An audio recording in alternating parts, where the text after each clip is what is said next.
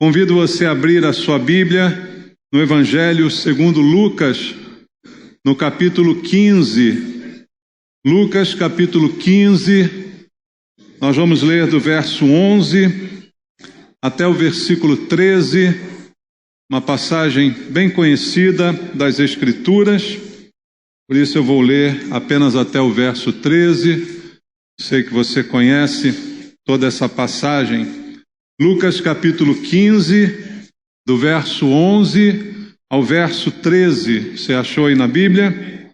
A palavra de Deus diz: continuou, certo homem tinha 2 filhos. O mais moço deles disse ao pai: Pai, dá-me a parte dos bens que me cabe. E ele lhes repartiu os haveres. Passados não muitos dias, o filho mais moço, ajuntando tudo que era seu, partiu para uma terra distante e lá dissipou todos os seus bens, vivendo dissolutamente. Depois de ter consumido tudo, sobreveio àquele país uma grande fome e ele começou a passar necessidade. Amém. Pai, nós lemos a Tua palavra, estamos diante dela mais uma vez, querendo aqui, Senhor, ouvir a Tua voz. A voz do Espírito Santo ministrando ao nosso espírito a palavra que precisamos ouvir para edificação, para transformação, e só o Senhor tem essa palavra para nós.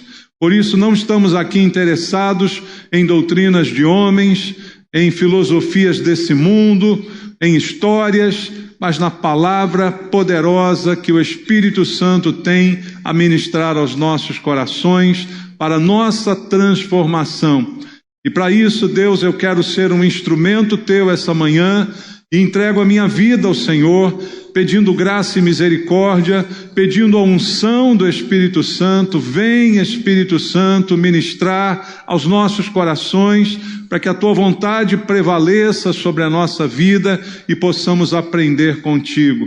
É o que eu te peço em oração com meus irmãos, em nome de Jesus. Amém. Graças a Deus. Podem sentar.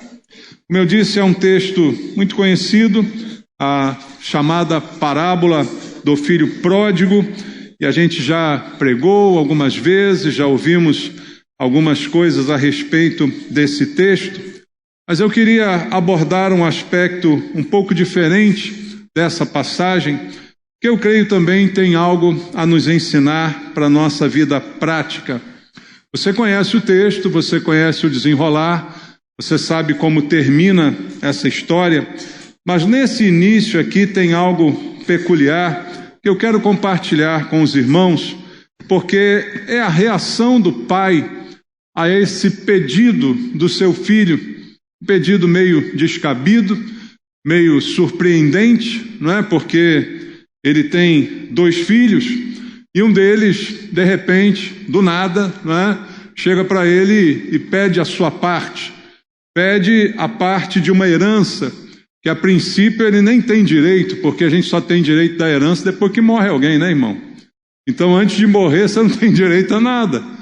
Então, ele vai fazer um pedido meio descabido. Mas o que me chama a atenção, e é o que eu quero compartilhar com você, é a atitude do pai. Ao ouvir esse pedido, ao receber esse filho mais novo, né? Com essa proposta até meio indecente, né, de receber a sua herança, a sua parte com ele ainda em vida, e simplesmente esse pai reage de uma maneira que me parece às vezes surpreendente, porque ele simplesmente aceita essa proposta do filho e faz como ele lhe pede, e na verdade logo depois ele vai encarar a perda desse filho. Porque o filho, com o dinheiro que recebeu, decide logo depois partir para uma terra distante, como nós lemos aqui nessa passagem e você conhece. E aí o que eu queria trazer como exemplo para nós desse texto é a reação desse pai diante da perda do filho e como ele vai dar para a gente uma lição de como reagir diante das perdas que a vida pode nos impor. E aí a pergunta: é fácil superar uma perda? Muitas pessoas lutam com isso até hoje. Há pessoas que não superaram a perda. seja ela de um filho, de um parente, seja ela de uma situação financeira, e é muito difícil para muita gente superar as perdas da vida. Só que não é novidade para ninguém que a vida nos impõe perdas. É impossível você passar por essa vida e nunca perder nada. Se alguém te ensina isso, está mentindo. Se alguém te ensina que por ser cristão você vai ser poupado de perdas, também está mentindo para você. Então nós vamos ter que enfrentar essas perdas. Mas o que esse pai vai me ensinar nessa manhã, e eu espero que também ensine a você, é como enfrentar e superar isso. Porque pensa agora na situação do pai. Depois que o filho mais novo chega do nada, ele pede os bens e depois decide ir embora. Como fica a cabeça de um pai que passa por isso? Pensa um pouquinho. Por que meu filho está indo embora? Por que ele não tem prazer em ficar aqui na minha casa e continuar trabalhando junto comigo para aumentar o nosso patrimônio? Por que ele decide isso? E aí a pergunta que muitos pais se fazem nessa hora é: onde eu falhei? O que eu fiz? O que eu errei? O que eu fiz de errado? Irmãos, cada um dá conta de si a Deus. É nosso dever ensinar aos nossos filhos. Você concorda? A Bíblia diz isso. É dever de cada um ensinar aos filhos.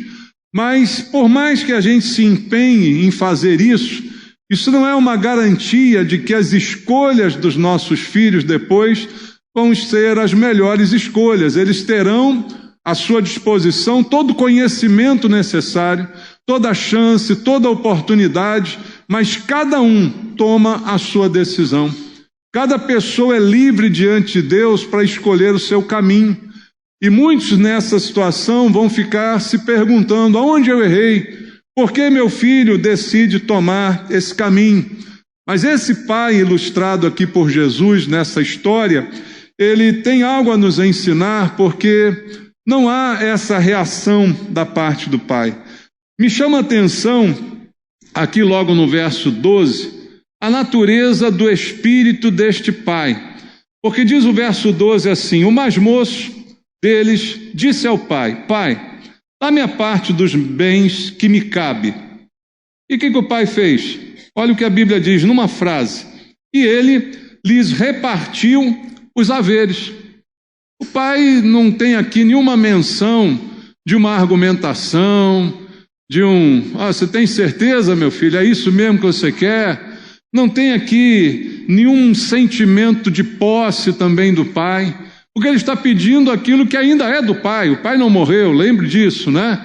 Então ele podia dizer: sai para lá, moleque, o que você quer aqui? Tem nada teu aí? Mas o pai simplesmente reparte.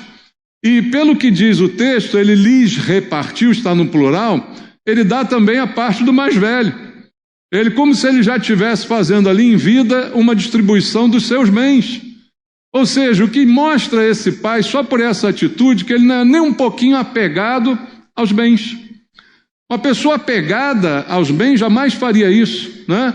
Uma pessoa apegada às suas posses jamais distribuiria assim, mesmo sendo para os filhos, ainda estando ele em vida. E aí o que a gente vê e começa a aprender com esse pai é que ele é liberado nesse sentido. Ele simplesmente reparte entre eles, né? Não há aqui uma explicação de Jesus sobre o que levou o jovem a sair de casa, qual era o seu problema para fazer isso, mas simplesmente assim ele decidiu. Mas o pai não mostra nenhuma reação contrária ao pedido do filho. Não mostra ali nenhuma reação de censura a esse pedido. Porque é um filho, embora sendo mais novo, é independente, sabe o que vai fazer, cada um sabe o que faz da sua vida. Não me cabe ficar dizendo para algum adulto o que ele deve fazer. Eu ensino, eu aconselho, eu mostro o caminho, mas a escolha do caminho, ela é de cada pessoa. Nós podemos orientar, mas ninguém consegue forçar ninguém a fazer nada. A escolha do caminho, ela é de cada pessoa. E esse pai, então, ele prontamente dá ao filho aquilo que o filho imaginava ser direito dele e simplesmente ele faz isso. Aí onde isso me ensina? Primeiro, essa liberalidade.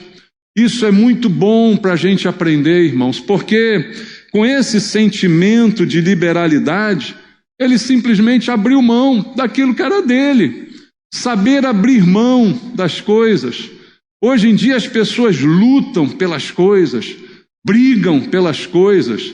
A gente até no mundo tem um ditado que diz que nós conhecemos os irmãos na hora de repartir a herança. Você já ouviu esse ditado?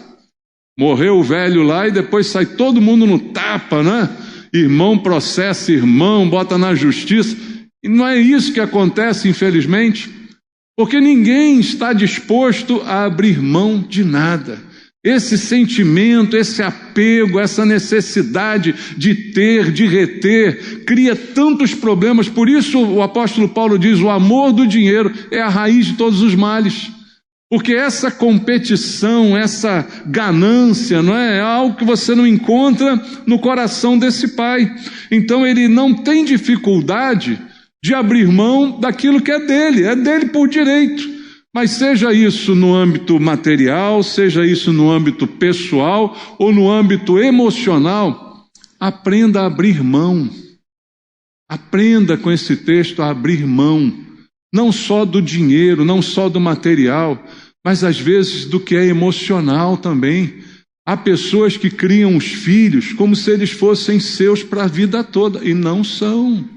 Nós os criamos para que um dia eles saiam do ninho, ou não? Ou você vai ser o controlador da vida do seu filho a vida inteira? Eles são criados para um dia andarem com as próprias pernas.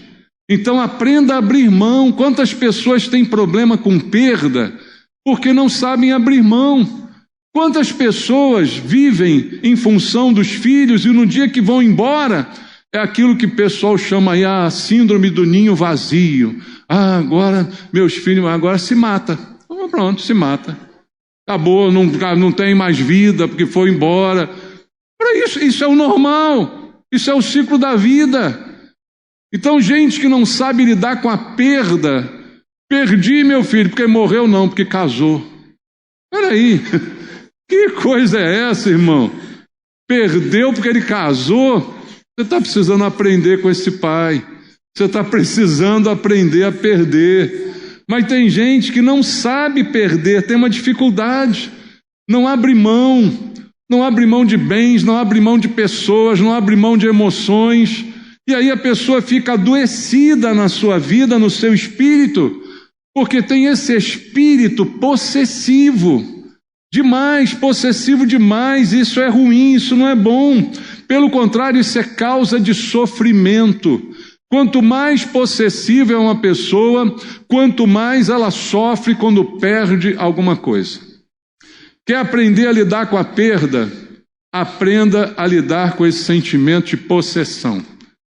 Esse sentimento de posse que nós temos sobre bens, sobre pessoas, e quanto mais eu tenho posse, sentimento de posse, mais eu sofro quando eu perco a posse dessas coisas ou dessas pessoas. Então eu preciso aprender com esse pai a encarar essas coisas para não ter esse tipo de sofrimento, porque esse homem, ele não parece, ao longo da história, um homem amargurado, um homem desesperado, porque o filho foi embora. Quando você lê o texto todo, a gente só lê o iniciozinho, você vai ver que não há na narrativa de Jesus nenhuma margem para eu encontrar esse pai como um homem amargurado, desesperado, porque o filho foi embora. Um homem com sentimento de culpa, por que meu filho escolheu esse caminho? Oh, meu Deus! Você vê isso nesse texto? Eu não consigo enxergar. Eu vejo um pai, sim, amoroso, eu vejo um pai com saudades desse filho, mas não vejo um pai revoltado. Veja, um pai que tem saudade, porque, veja, no versículo 20, está escrito assim: e levantando-se foi para seu pai, é a volta dele. Vinha ele ainda longe, quando seu pai o avistou, e compadecido dele, correndo, o abraçou e o beijou. Olha a atitude de amor do pai. Você sente nesse amor, mas você não sente essa revolta. Você não sente esse inconformismo porque o filho foi embora. Você sente um pai amoroso, um pai saudoso, mas não revoltado, não amargurado, não desesperado. Você consegue entender a diferença, irmão? A gente pode sentir saudade, mas não pode ficar amargurado. Tem gente que porque perdeu alguém, não sente só saudade, sente amargura, sente desespero, sente um monte de coisa que não deveria sentir. Porque nada é nosso, nenhuma pessoa é nossa. Nós recebemos como privilégio de Deus para cuidar e depois prestar contas a Ele do que fizemos. Mas ninguém pertence a ninguém. Por mais saudade que a gente sinta de alguém que se foi, ninguém pertence a nós. E eu vejo esse pai, um homem equilibrado.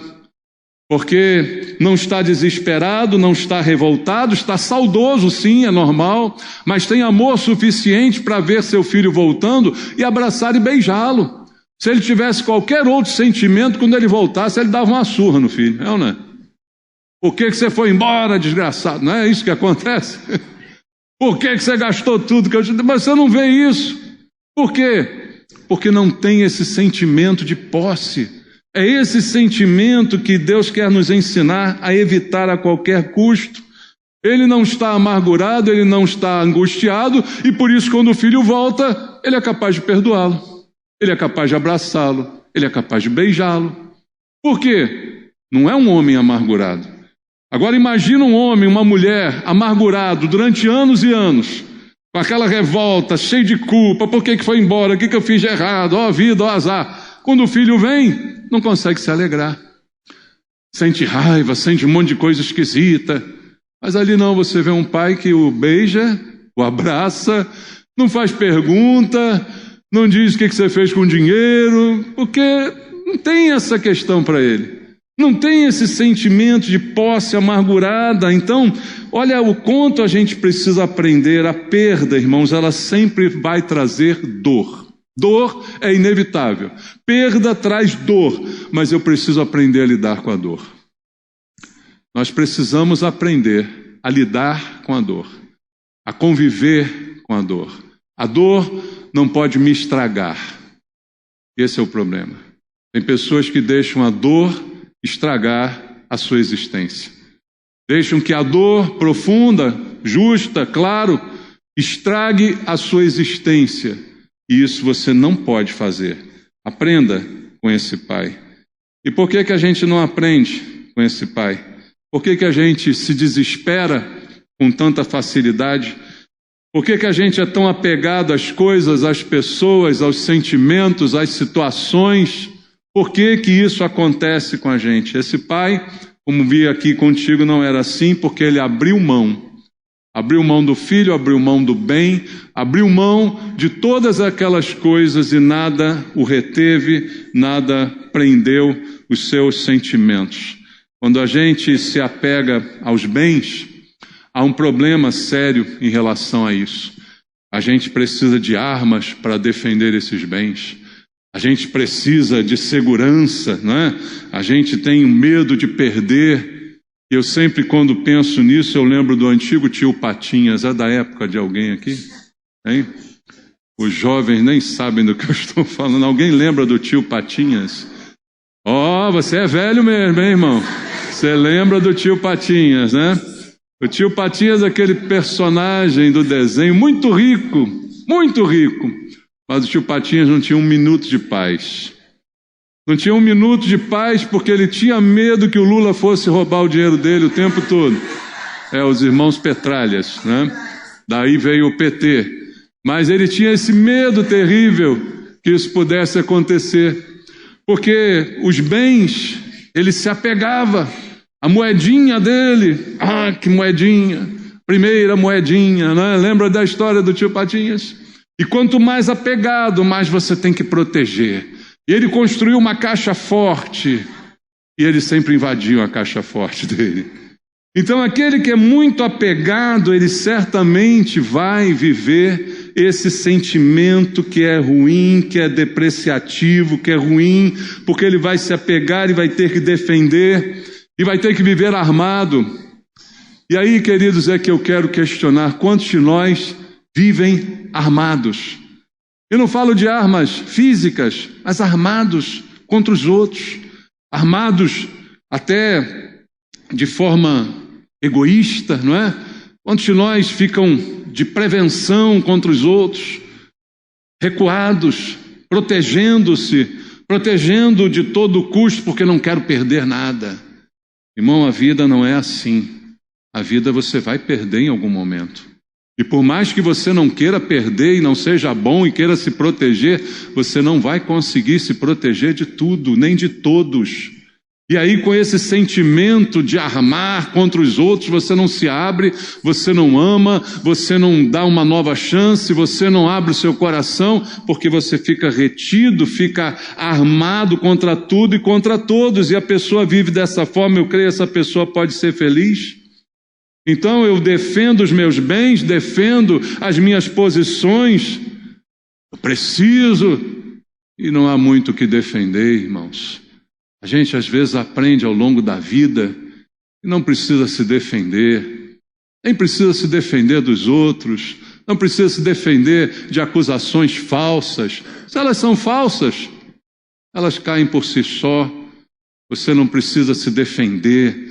Você não precisa se apegar, se armar, se entrincheirar. Mas isso vem desse sentimento de posse, desse sentimento do tio Patinhas, que muitas vezes está em todas as áreas da vida da gente e faz a gente não conseguir lidar com as perdas. Jesus falou num texto que eu compartilho contigo em Mateus capítulo 6. Mateus capítulo 6, versículo 19 até o 21. Ele diz assim: não acumuleis para vós outros tesouros sobre a terra, onde a traça e a ferrugem corroem e onde ladrões escavam e roubam. Mas ajuntai para vós outros tesouros no céu, onde traça nem ferrugem corrói, onde ladrões não escavam nem roubam. Porque onde está o teu tesouro, aí estará também o teu coração. É outro texto que me lembra do tio Patinhas. O que Jesus está ensinando: onde está o tesouro, está o teu coração. E aí a gente ajunta e a gente quer proteger, mas não tem, porque a inflação come, porque o governo come, porque acontece o ladrão, acontece o roubo, acontece a deterioração. E você então não consegue lidar com isso e fica preocupado e fica angustiado. E ao invés de viver, você está preso. Eu olho de novo para esse pai e não vejo esse pai preso. Ele dá os bens, ele divide entre os dois filhos, ele continua vivendo a sua vida, mesmo com a decisão triste do mais novo ter saído de casa. Certamente não foi agradável para aquele pai, mas você não vê no texto de Jesus esse homem amargurado, porque ele não conseguiu o que ele tinha dormindo. Foi tudo fruto realmente do seu trabalho, do seu esforço, mas mesmo assim aquilo não está no seu coração. Aonde está o tesouro, aí está o coração. Quando o coração está naquilo, se você perde aquilo, você perde o coração. E a Bíblia diz: filho, sobre tudo que você deve guardar, guarda o teu coração. A importância de guardar o coração. Mas se o coração está apegado, quando eu perco aquilo, vai embora o coração, vai embora a minha vida, eu morro junto. E não é isso que acontece com esse homem. Foi tudo do trabalho, sim, mas ele não está apegado, ele não está preso às coisas, ele não está preso aos filhos, ele não está preso a ninguém. Irmãos, nós fomos chamados à liberdade. Foi para isso que Cristo nos libertou, para a liberdade. E isso significa não ser livre apenas de pecados, mas ser livre de sentimentos de posse, de bens, de pessoas, de tudo. Não estou dizendo para você ser alguém insensível, mas que você não se prenda a essas coisas, nem às pessoas, para que não venha o desespero na ausência dessas coisas ou dessas pessoas. Perdi o filho, perdi tudo. Perdi o dinheiro, perdi tudo.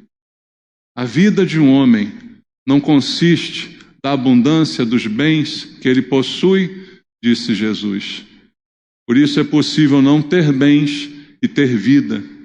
E também é possível ter bens e não ter vida, como o tio Patinhas. Viver preocupado, angustiado, com medo de que alguém roube, de que passe, de que perca. Então a gente não pode viver dessa forma. A gente pode experimentar essa liberdade através da dependência de Deus. Essa é a dependência que eu tenho que ter, não de pessoas e não de bens, mas sim a dependência de Deus. Saiba que tudo está no controle de Deus. Talvez essa seja uma certeza que a gente precise demais para enfrentar a vida. Por isso você sabe o meu versículo preferido da Bíblia, Romanos 8, 28. Todas as coisas cooperam para o bem daqueles que amam a Deus e são chamados segundo o seu propósito. Eu creio que Deus está no controle de tudo. Quer eu perca, quer eu ganhe, quer eu tenha, quer eu não tenha, todas as coisas cooperam para o bem daqueles que amam a Deus. E essa é a confissão da nossa fé, de alguém que não está preso, não está atrelado a alguém, a alguma coisa, a algum sentimento. Então consegue abrir mão dos bens, consegue entender a escolha errada de um filho, sem se sentir culpado, consegue viver baseado na fé. E a lição de fé também nos é dada por Jó. Eu leio com você o livro de Jó, no capítulo número 19, vamos ler? Jó capítulo 19, verso 25, a grande declaração de fé, aonde ele diz: porque eu sei que o meu Redentor vive e por fim se levantará sobre a terra. Eu sei disso, eu tenho certeza de que meu Deus está vivo, de que Ele está no controle, embora tudo tenha fugido ao meu controle. O pai não controlava mais aquele filho, ele foi fazer o que ele quis com o dinheiro que ele lhe deu. O pai não tinha mais nenhum controle sobre a vida daquele garoto, tanto que ela terminou do jeito que terminou, e ele então voltou para casa. Mas ele está tranquilo de saber que o Redentor vive e no fim ele vai se levantar sobre a terra. Também está escrito em Jó capítulo 1, versículo 21, que é algo muito difícil para muitos de nós. Jó, em capítulo 1, verso 21, diz: nu saí do ventre da minha mãe e nu voltarei. O Senhor deu e o Senhor tomou. Bendito seja o nome do Senhor. O Senhor deu, o Senhor tomou. Bendito seja o nome do Senhor. Então ninguém tem poder sobre a minha vida. Eu não fico desesperado quando eu entendo que aquilo que tenho não é meu, foi o Senhor que deu. Quando eu entendo que aquilo que tenho o prazer de desfrutar foi permissão de Deus, seja um bem, seja um filho, pelos anos que ele esteve com você, pelos anos que esse ente querido esteve contigo, você glorifica a Deus por isso, porque foi Deus que te deu esse privilégio. Mas hoje talvez ele não esteja mais contigo, você o tenha perdido, você glorifique a Deus também, porque louvado seja o nome do Senhor. Você não perdeu nada, porque não era seu, era de Deus. Então não era seu, era de Deus, então não há perda. E essa dependência de Deus é que ensina a gente a lidar com as perdas da vida. É ela que dá a certeza de que o meu Isaac vai ser preservado. Quando Abraão sobe aquele monte com seu filho, e ele diz: o Senhor proverá para si o cordeiro. Essa dependência. Deus mandou, eu vou fazer, eu não sei o que vai dar nisso, mas Deus proverá, é a esperança que Ele traz no seu coração. É essa fé que faz a gente avançar diante do mar fechado, onde não há possibilidade, não se enxerga saída, mas a fé que crê que há uma saída. É ela que me permite aguardar o encontro ou o reencontro com aquele que se foi. O pai perdeu um filho e ele vai comer com porcos, mas depois ele vai voltar.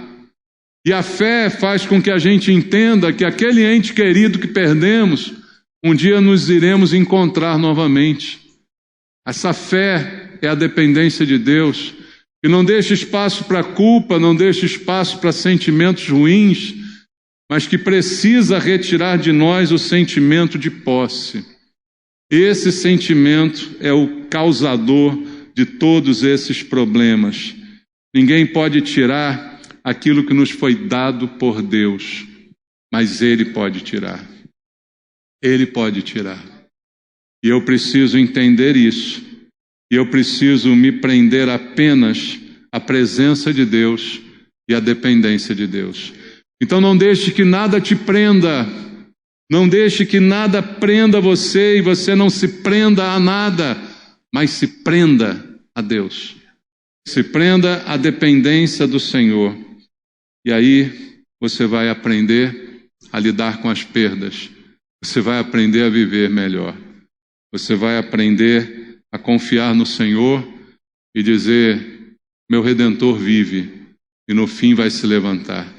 O Senhor deu, o Senhor tirou, louvado seja, bendito seja o nome do Senhor. O que tenho não é meu, foi Deus que me deu. Então eu não tenho posse de nada. Você não é dono dos bens, você não é dono das pessoas, você não é dono de ninguém. Mas você precisa se apegar a Deus para enfrentar a vida que tem perdas, que ninguém se engane. Amém? Vamos orar. Vamos falar com Deus. Eu não queria terminar essa mensagem sem orar por você. Por você que sentiu que essa palavra falou ao seu coração e que você precisava ouvir isso essa manhã. Se é contigo que Deus falou, vem aqui orar junto comigo. Eu quero orar por você. Eu quero pedir a Deus que Ele te ensine a viver com essa perda, que Ele te ensine a compreender esses momentos, né? E que Ele tire do teu coração qualquer apego, qualquer sentimento de posse, que muitas vezes é prejudicial à sua vida. Se foi com você que Deus falou, não tenha vergonha não, vem aqui orar, vem aqui clamar. Pai, me dá essa liberalidade, Pai, me dá esse espírito liberado, Senhor, que eu não me prenda a nada nem a ninguém, mas que eu me apegue ao Senhor. E a Bíblia diz, ela garante a você, se você se apegar a Ele, Ele te livrará, porque a mim se apegou com amor, eu o livrarei, diz a palavra de Deus. Não se apegue a nada nem a ninguém, se apegue a Deus. Se apegue ao Senhor e creia nele, confie nele, guarde teu coração, guarde a tua fé.